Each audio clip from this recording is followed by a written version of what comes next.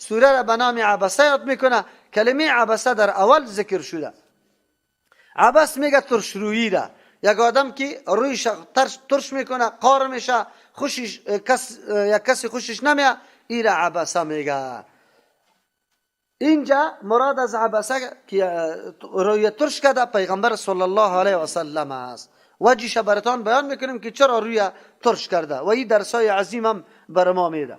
این صورت هم مکیست، عینا موضوعش مثل موضوع صورت سابقه واره، لیکن در ضمنش دیگه گپا هم است. 24م صورت است در نزول خود که قبل سوره قدر و بعد سوره نجم نازل شده. ارتباطش قطع ما قبل، در ما قبل الله اردو فریق ذکر کرد، کسایی که از مقام پروردگار میترسید و کسایی که نعوذ بالله ترجیح داده بود زندگی دنیا را، او را ذکر کرد. در اینجا الله ذکر فرق میکنه به اعتبار فایده گرفتن از قرآن. از قرآن کسانی فایده میگیره که واقعا امو طایفه باشه که در قلبش خشیت باشه. او مردمایی که عناد داره، ضد داره، تکبر داره و از قرآن به هیچ وجه منفعت گرفتن نمیتونه. قبل از اینکه ما شما سوره را چی بکنیم؟ ترجمه کنیم. در یک مجلس پیغمبر علیه السلام برش امی کلانای کفار آمد. البته کلانای کفار همیشه تلاش داشتن در مجلس پیغمبر علیه السلام بیاید، پیغمبر علیه السلام قطعش سخن بگوید. چرا؟ یا بسیار حراس داشتن که پیغمبر توسط دعوت و تبلیغ خود خیلی زود در مقصد خود میرسه. چرا که مردم قطعش هماهنگ میشه، جبهه جور میکنه، مرکز جور میکنه، نیرو پیدا میکنه. از او خاطر یا دشمنای سرسخت ما جور میشه و باز ما توان مقابله را نداریم. از همون خاطر بود که انواع حیله ها را میکردن که با پیغمبر علیه السلام هم مجلس شوند و یک گپا را با پیغمبر نعوذ بالله پیشنهاد کنند. در این مرتبه از مجلسشان پیشنهادشان ای بوده که ما زمانی که در مجلس تو میاییم باید مردمای غلام نباشه، نعوذ بالله، مردمایی که به تو ایمان آورده. این در حقیقت اعتراض بالای پیغمبر بود که اشاره به این میکرد که پیغمبریت نبوتت حق نیست. چرا؟ اگر می بود اول ما باید تابع میشدیم، او حالا که تابع تو مردمای نعوذ بالله ذلیل و پست که دیقانه و غلاماست یا تابع تو شده. از امو خاطر دعوت تو درست نیست. پس ما که وقتی در مجلس تو حضور پیدا میکنیم این مردم باید نباشه. از امو خاطر یک اقدام پیغمبر علیه السلام کرده بود به می سیستم، الله منع کرد. خو اینجا این دفعه واقعیت دیگر رقم است. واقعی طور است که مردم تیار آمده قطعی پیغمبر علیه السلام در گفتگوست، جر و بحث داره. در این موقع عبدالله ابن ام مکتوم رضی الله عنه این میایه در حالی که کور است، نمیبینه، از مجلس خبر نداره که کی وجود داره، از پیغمبر علیه السلام در مورد کدام چیز سوال داره. در این موقع پیغمبر علیه السلام قاش خود ترش میکنه. چرا؟ که عبدالله ما سعی کنید در چه قدر موضوع مهم قطعی کفار نشستیم مثلا گپ میزنم، این موضوع تو خود پسانتر هم میشه. چرا؟ که همیشه در مجلس حضور داری. دیگه از او خاطر کدام مفسرینی که اینجا نوشته کرده که الله تبارک و تعالی عتاب کرده پیغمبر علیه السلام، ملامت کرده، این گپ درست نیست، بلکه در اینجا مدح پیغمبر علیه السلام است. پیغمبر علیه السلام قار شدنش یا روی ترش کردن به خاطر از این نیست که خود تکبر داره، مجلس عبدالله ابن ام مکتوم رضی الله عنه را خوش نداره و مجلس کفار را خوش داره. نه، پیغمبر به خاطر دین، یعنی ای عبدالله تو چی قدر شلست یک موضوعی تا آلی از من سوال داری، در حالی که من قطعی مردمای کفار جر و بحث دارم، گفتگو میکنم، دلیل میگم. دیگه تو چرا اینطور کارا میکنی؟ تو خب موقع داری چیستا اینی رقم. گاهی آدم کسی که قطعی تو زیاد رفت آمد کرده، قطعی تو معرفت خیلی زیاد داره، قار میشی. این قار از دو وجه میشی. یک وجه ایسته که از حالت تو خبر داره و این موقع برای از او همیشه مساعد است. یک قار به این خاطر میشی که برو دوستی واقعیم است، خفم نمیشه. از این خاطر این قهر آدم میکنه. پیغمبر علیه السلام چون که اهمیت ایمان آوردن کفار خیلی زیاد پیشش بود. چرا؟ اصلا تمام قومای گرد و بر مکه منتظر ازی بودن که قومی خودی پیغمبر علیه السلام قطعی پیغمبر چی میکنه. یعنی یک مانع یا دیوال برای ایمان آوردن قومای دیگه بود، کلگی منتظر بود. خب زمانی که قوما محصور شد در فتح مکه، بعد از او از هر طرف مردم فرو ریختند و ایمان اظهار کردند. از همین خاطر پیغمبر علیه السلام خیلی زیاد تلاش میکرد، سعی میکرد که از قوم خود سردارا و کلانا را قناعت داده بتانه ایمان بیاره. در این موقع عبدالله ابن ام مکتوم رضی الله عنه میرسه و سوال میکنه خب الله تبارک و تعالی اگر اینطور واقعات نشود درسای عظیم به ما پیدا نمیشه. این واقعات صورت میگیره که آینده برای پیغمبر هم درس شد و برای امت هم درس شده. انسان در صدد کدام مردم باشه، خواری و زحمت سری کدام مردم شود. خواری و زحمت سری طور کسی بکو که در او نتیجه گیری میکنه که بله خدمت اینمی علم امی میکنه. اونو طور مردم باید حتما زحمت سرش بکشی. اگر نه که کسی میایه در مجلس تو قطع تو درس و تعلیم هم میکنه اما میفهمی که از این درس و تعلیم هیچ کدام فایده به کس برای از این نمیرسه، این فقط وقتی تو را ضایع میکنه خیر و خلاص او فایده نداره. مجلس پیغمبر علیه السلام مردمی که آمده بود یا مردمی عنادی و متکبر و متعصب بود یا نمیخواستن مجلس پیغمبر علیه السلام چیست برکت پیدا بکنه، از این فیض بگیره، از اینجا برکت بگیره، از اینجا واقعا به سخنای پیغمبر ارزش قائل شوند، آینده یا از یا نفع گرفته شود. این نمو مردم بود که بجز از ضایع کردن وقتی پیغمبر دیگه هیچ گپی نبوده.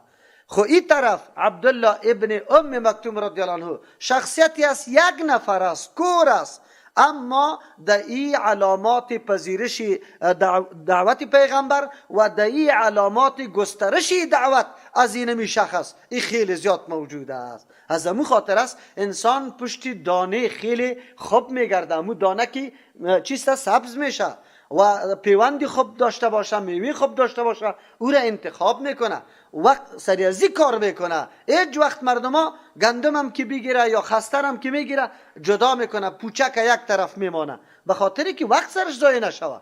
این درسای خیلی عظیم است. واقعا یک شاگرد داشته باش خو شاگرد باشه، یقینا رایت تعقیب میکنه، مفکوریت واقعا سرش زحمت میکشه، محنت میکنه و دلسوزی پیدا میکنه، نه تنها برای تو، برای رضای الله تبارک و تعالی قدم میگذاره. برای ازو که کمی هم حاصل کرده تلاش داره که را زود به مردم برسانم. و یک نفر 10 سال قطیتو تیر کرده، حتی یک برادر و همشیری خود هم از مفکوره آگاه نکرده. این جزیای علم است، اینجا در بدر میشی. از امو خاطر از مجموعه شاگردای استازا یک تا میبرایه، کلگی نمی باشه.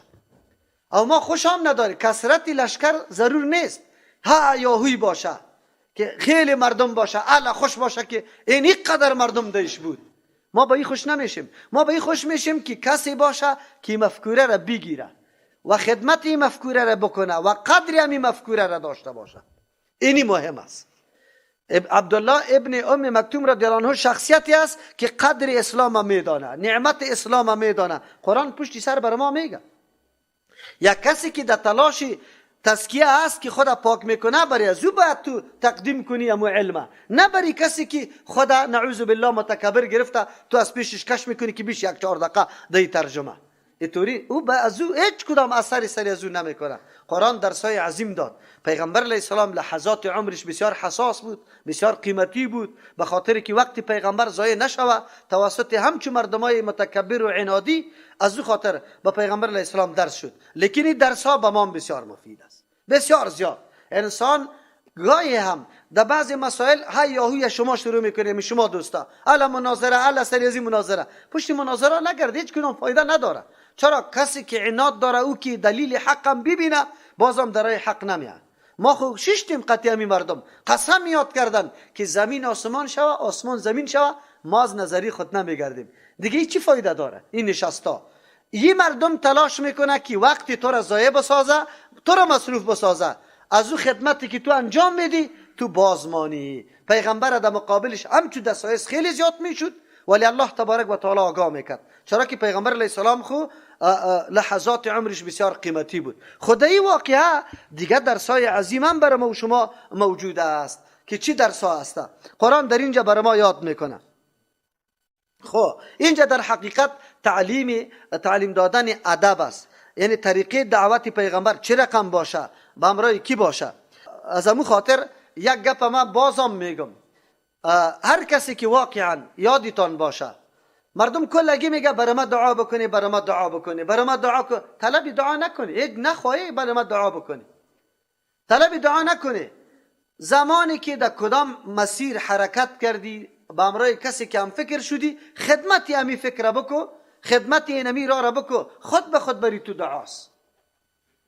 چرا هر کس، هر مسلمان که دست بالا میکنه حتما این گپ میزنه که یا الله مجاهدین رایت. مجاهدین کدام مردم است که رای الله تبارک و تعالی را گسترش میده، محنت میکنه، زحمت میکشه. دیگه تو داخل هستی، اگر تو طلب کرده اگر نکرده دعا شامل حالت است.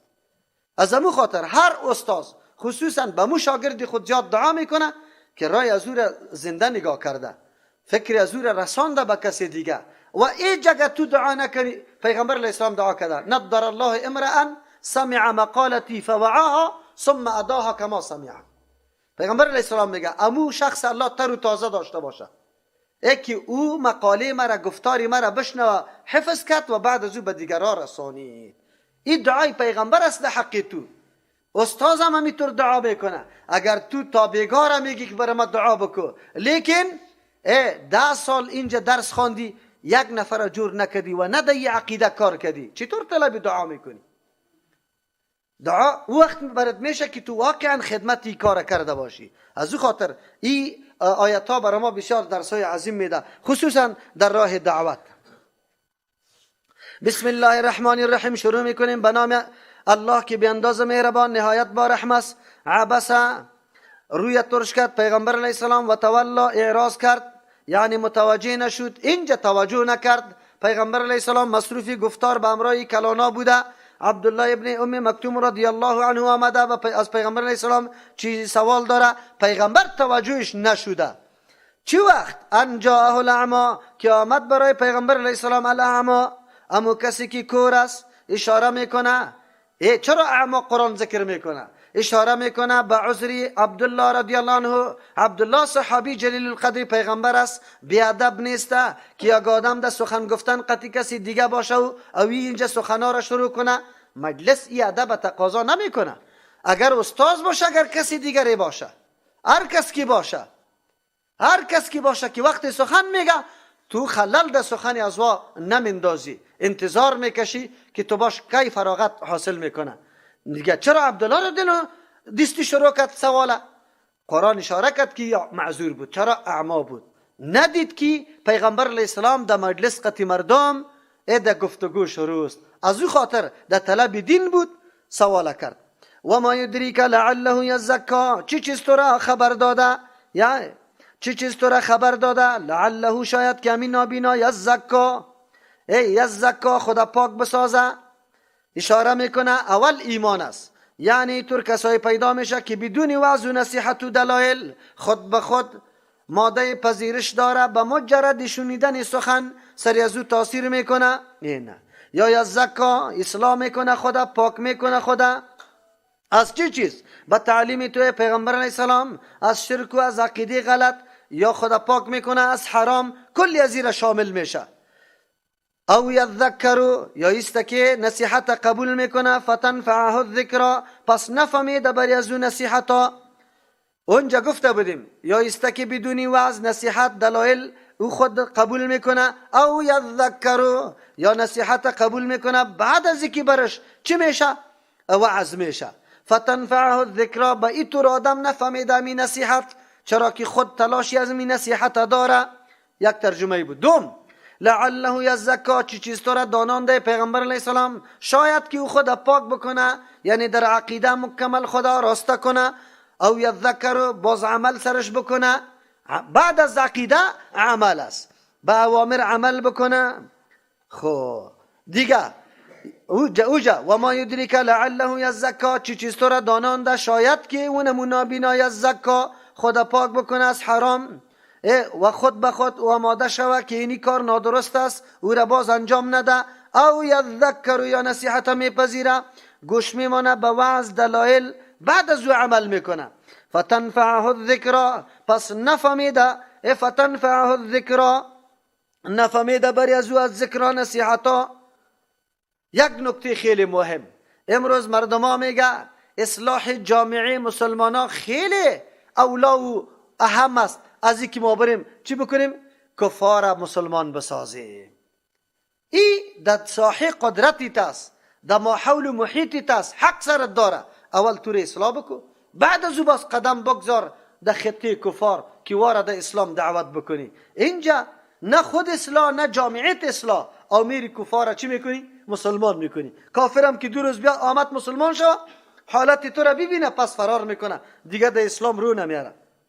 جماعت تبلیغی ها کسی را مسلمان کرده بود، قطعی خود در اسلام آباد آوردن که از میدان هوایی پایین شدن، در مسجد که میرفتن هر کس بوتای خود در دست گرفته بود.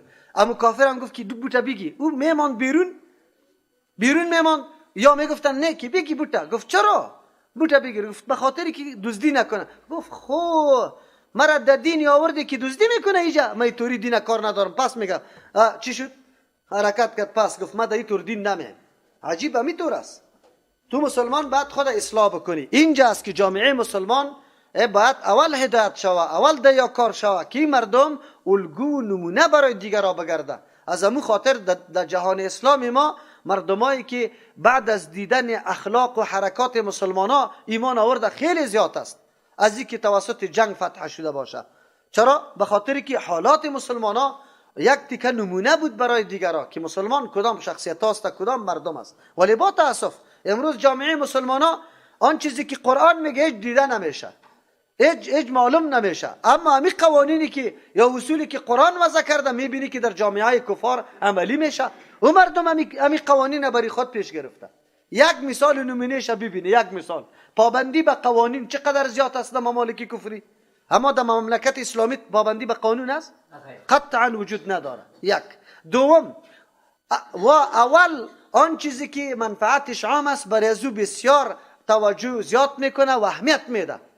از همون خاطر و تلاش میکنه که چیزای عام المنفعه را احیا کنه، زنده کنه، کار کنه. اما مردم مسلمان بگه با منافع شخصی خود زیاد کار کرده رایسته، منافع عامه را ویران کرده رایسته. سر کار نمیبینه، دندادش در 1 سال جور شده، در 6 ماه یا نه، در کدام حالت رسیده خدایی توجه نمیکنه. اما من استغنا، هرچی که او کسی است استغنا که بے پروايی میکنه، خدا بے پروا میگیره نفس خدا، یا است که خدا نعوذ بالله حاجتمند احساس نمیکنه. فانت له تصدى، پس توی پیغمبر علیه السلام برای ازو تصدى در فکرش هستی، یا است که متوجه از اوستی قطع ازو گپ میزنی. و ما علیک الا یزکا، نیست بالای تو کدام الزام یا گناه، الا یزکا که یا پاک نشوه یا قبول نکنه دعوت تو را. کسی که خدا بی پروا میگیره، ضرورت احساس نمیکنه برای هدایت خود، باز تو در فکر ازو میشی، در فکر ازو نشو، چرا که تاوان و گناه ازو سری تو نیسته. دین حالی خیلی منتشر شده، به گوش هر کس رسیده، میدان حقایق دینه. اگر وا ایمان نمیاره تو ملامت نیستی. از او خاطر کسانی که میگه اگر در چین 1 نفر کافر میموره ما گناهگار هستیم، میگه دروغ میگه، غلط میگه. قرآن پیغمبر علیه السلام میگه همین کفار عنادی که فعلا در مجلس پیغمبر بود و ضرورت احساس نمیکرد که ما ایمان بیاریم، از او خاطر الله پیغمبر میگه که سری تو کدام الزام و گناه نیست اگر یا خدا پاک نمیکنه. در این آیات ها برای ما درس داده شد اگر یک کسی خیلی که از نگاه ظاهریش نفر فقیر و حقیر معلوم میشد، حتی در اعظام تک کامل و پوره نبود، کور بود لیکن منیب بود، انابت داشت او احساس ضرورت و احتیاجات به دعوت تو میکرد، تو باید تمام توجه و اهتمام تا طرف ازو بگیری و در صدد او مردم نشوی، توجه به او مردم نکنی که نعوذ بالله خواب در ظاهر کشوفشان برابر است، بری تو عقل و هوشیار معلوم میشه و تو فکر میکنی که اینی اگر این مسلمان شوه خیلی کار میکنه. نه، او عناد داره، او احساس نمیکنه، از ضرورت نمیبینه برای خود که ما به قرآن یا به نصیحت پیغمبر ضرورت دارم. او را مقدم نکنی. مقدم همو کسی را بکو که نابت داره، یعنی در قلبش طلب و جستجو هست، احساس میکنه که من نیاز به قرآن دارم، به نصیحت دارم، او را باید مقدم کنی. قرآن برای ما این گپ هم برای ما درس داد. دیگه است که انسان هر چی میکنه اینطور تلاش میکنه تو قصد داری که اینی کار به ذهن مشوه و این شاید خوب باشه. بسیار کردی طور است که تو ذهنت کار میکنه که اینی کار خیلی زیاد مثمر است و او در کار دیگه بسیار ثمره زیاد باشه. یقینا در این جمع طور بود. او مردم اصلا قصدشان ایمان آوردن هم نبود، ضایع کردن وقت پیغمبر بود، اما ثمرات یا فایده هایی که از عبدالله ابن ام مکتوم رضی الله عنه شد او دیگه علایده بود. از امو خاطر است که 13 مرتبه پیغمبر علیه السلام وقتی که در جهاد رفت عبدالله ابن ام مکتوم رضی الله عنه را در امیر مدینه مقرر کرد، سرپرست مدینه، از امامت هم میکرد. در کتابای فقه که میگه که امامتی کور مکروه است، این گپ غلط است، خلاف نص است، چرا که در حدیث پیغمبر علیه السلام این امام مقرر کرده در مدینه و این امامت داده. و اما من جاءک یسعی، هرچی که آمد بری تو کسی که شتابان، یعنی به شوق دین میاد، به رغبت و میل دین میاد، در طلب دین میاد، و هو یخشا، در حالی که میترسه از عذاب الله تبارک و تعالی، یعنی این سعی و کوشش ازی نشأت از ترس الله تبارک و تعالی کرده، نه از کدام وجه دنیا و این گپا. معلوم شد که پیوستن به یک گروه، به یک طایفه یا انگیزه های متنوع می داشته باشه. گاهی انگیزه ای می باشه که برو امی مردم در حکومت زود می رسه، من در اونجا در چوکی برسم. گاهی به خاطر عزیزته که اونجا مال و دارایی زیاد می باشه. گاهی به خاطر عزیزته که مردم باز احترام مرا خوب میکنه. نه، انگیزه به هر جماعتی که می پیوندی فقط و فقط خشیت الله باشه، که تو از الله تبارک و تعالی می ترسی.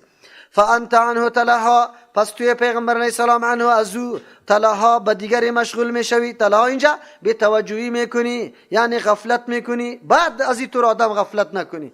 کلا، نه اینطور کار نیست، تو بکار نیسته که از جهت عناد یا کسایی که مردمی که هیچ ضرورت احساس نمیکنن برای دین، او طور مردم ها را متوجه شوی و روگردانی از او طور کسی بکنی که بالکل خودش با میل دین آمده، طلب دین میکنه. اینها تذکره، ای آیاتی که قبلا تلاوت شد، تذکرتون، این نصیحت کامل است برای تمام امت، برای خودی پیغمبر علیه السلام هم، یا ای قرآن کریم یا ای خصلت خوی، هر سه معنا درست است. اینها این خصلت تذکرتون، یادداشت است.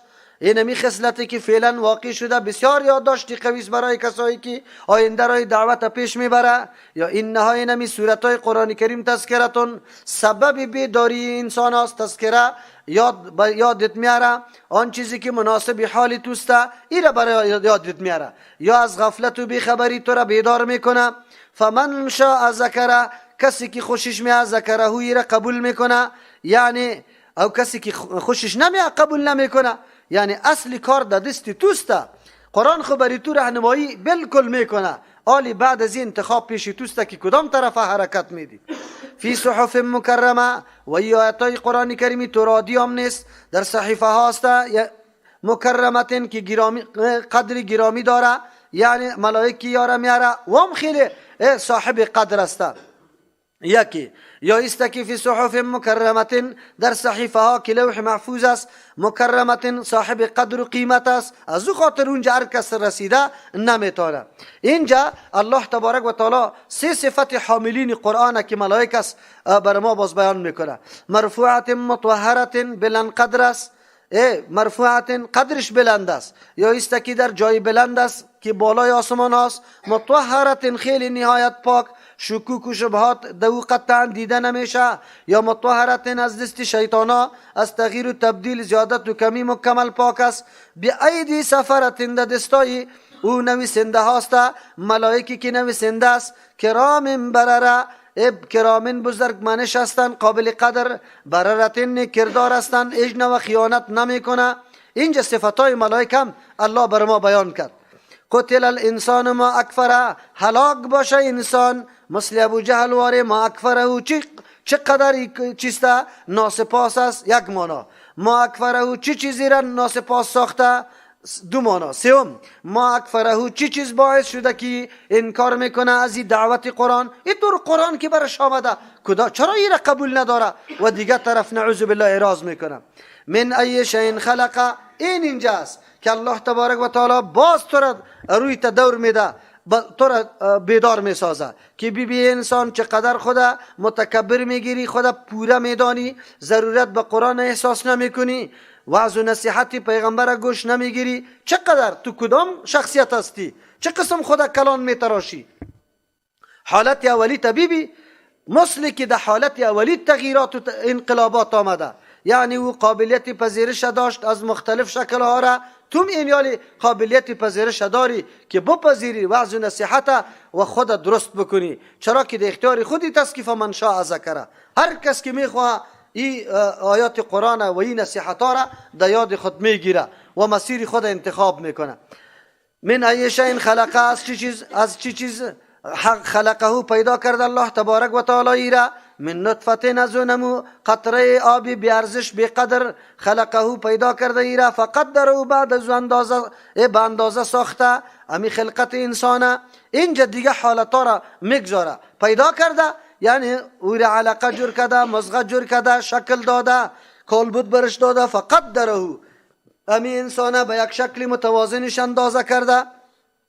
ثم السبیل یسره، بعد از راه بیرون آمدنش یسره الله تبارک و تعالی آسان کرده. چقدر نکته دقیق است که وقتی طفل به دنیا میاد الله تبارک و تعالی تا او زمانه امی طفل چه رقم در رحم مادر است و بعد از اینکه بیرون در دنیا میاد به کدام سیستم میاد. الله تبارک و تعالی این دلایل واسع و روشن بر ما پیش میکنه که انسان تو در این دنیا آمدی، کجا بودی، خلقت تو چی طور شد، حالت تو چی طور بود، در این کل حالتای تو محتاج ذات دیگری بودی که نوع تغییرات در تو آورد. از او خاطر تو هیچ وقت چی مستغنی شده نمیتونی، بلکه تا آخر عمری تا محتاج به الله هستی.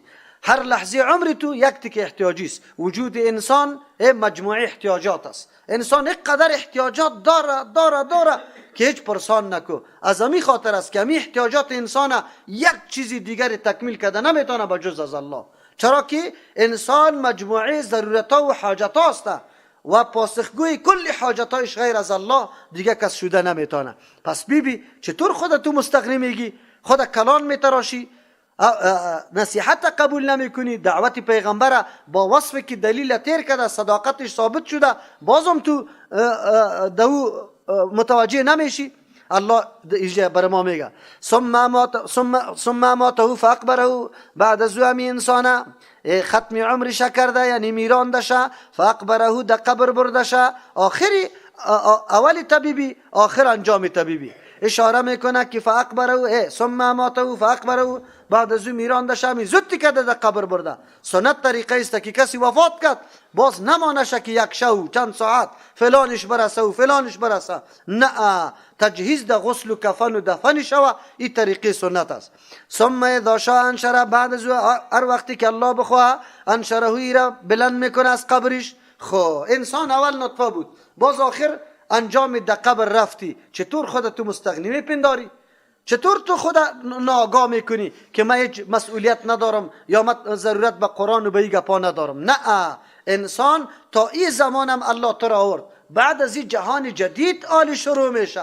اصل آمادگی برای جهان خود می جهان بود. تو باید اینمی راه ها را از کجا معلوم کنی؟ از همی قرآن. از این خاطر قرآن ذکره هسته. قرآن سرچشمه یادآوری های اونمو گپایی است، اونمو اموری است که پیش روی تو پیش میشه و برای تو یاد میکنن. یاد نکد برای ما قیامت این رقم واقع میشه، اینی عمل نیک و اینمی عمل بد.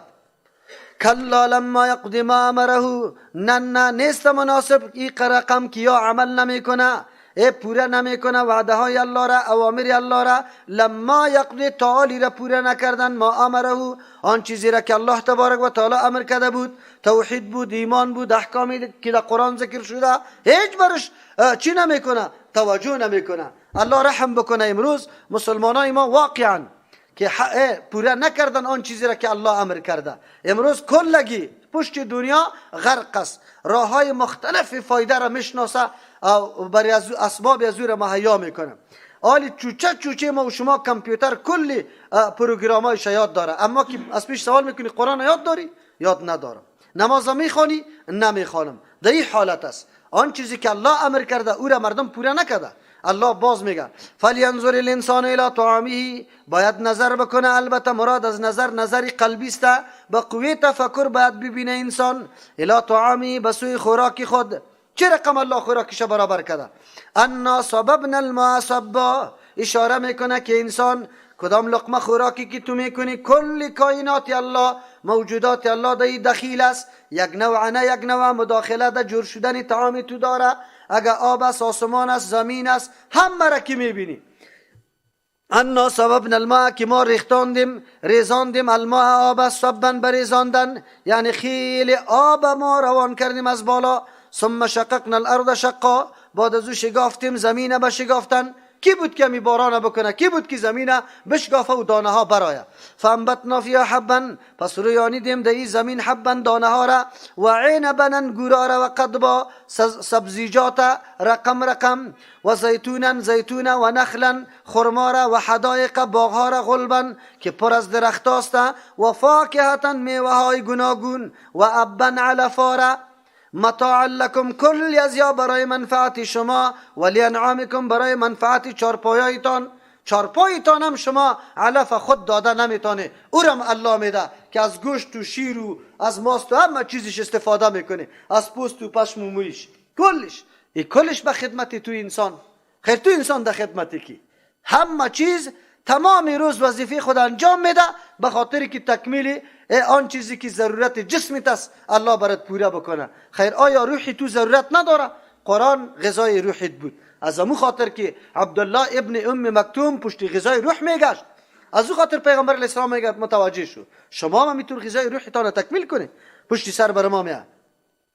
فاذا جاءت الصاخه، در آن وقتی که بیاید الصاخه، یعنی آن چیزی که او طور چیزی که آواز کر میکنه، آواز کر میکنه. صاخه آواز هیبتناکی دیگه گوشای آدم کر میکنه. در او تو روز بیا دیگه، او روز معلوم میشه که کی ناشکری کرده، کی شکر الله را کشیده.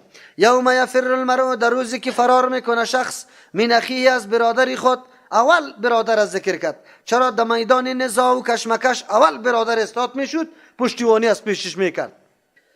و امه، روزی که فرار میکنه شخص از مادری خود، و ابی، از پدری خود، و صاحبتی، از شریک زندگی خود، و بنیه، از اولادای خود.